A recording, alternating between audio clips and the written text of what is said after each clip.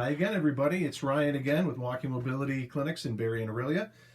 This is Achilles tendinopathy video number 2, and in this video we're going to show you some ways to make some home things to help out with your Achilles problems.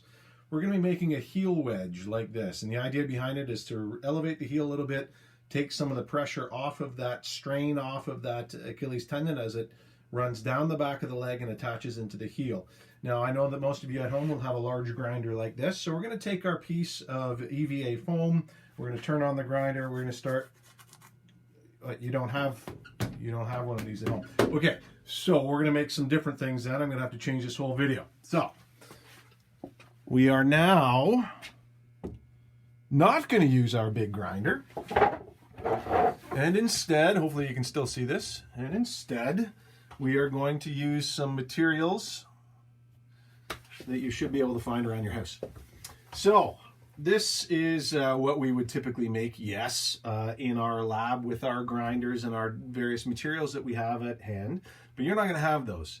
So what might you have around the house? Well, you might have an old insole like this, right? So off of an old pair of shoes that you don't use anymore, that's kicking around, and you're going to take the appropriate side, and then you're going to say, okay, I can use that, and I can place this under the insole of my other shoe. So what you would do in that case, again, we're going to make it so that it goes beyond the heel to around sort of mid-foot, somewhere around there, just enough so we can get a nice taper. So I might take my insole here, and I might cut it around like that.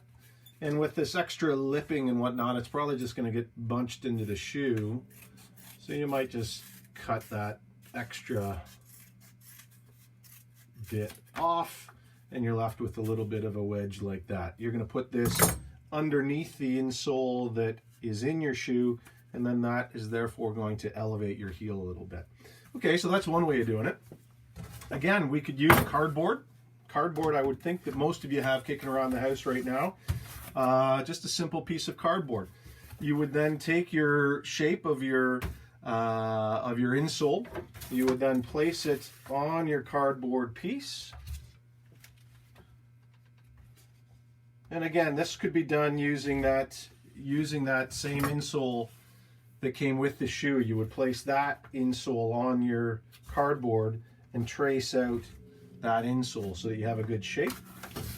And we would then cut that out. And we would be left, hopefully,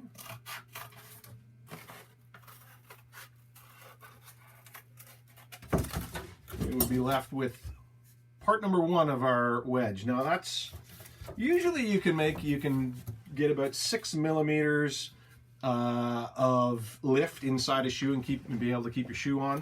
This is obviously quite a bit thinner than that. So here's what I would suggest you do.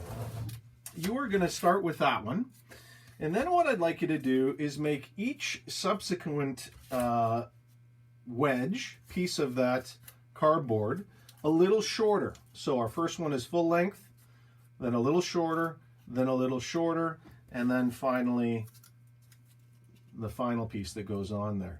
Now what you might do, again, I've got started on here some double-sided tape. You might just peel that off, place that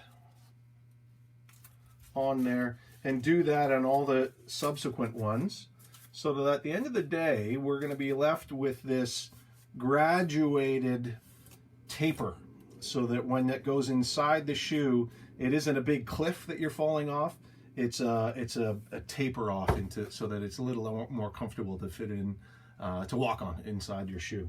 So again, those are just some handy little tips of things that you can try.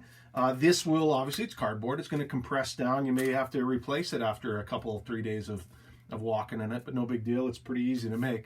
Hope that helps, and we'll talk to you soon. Bye-bye.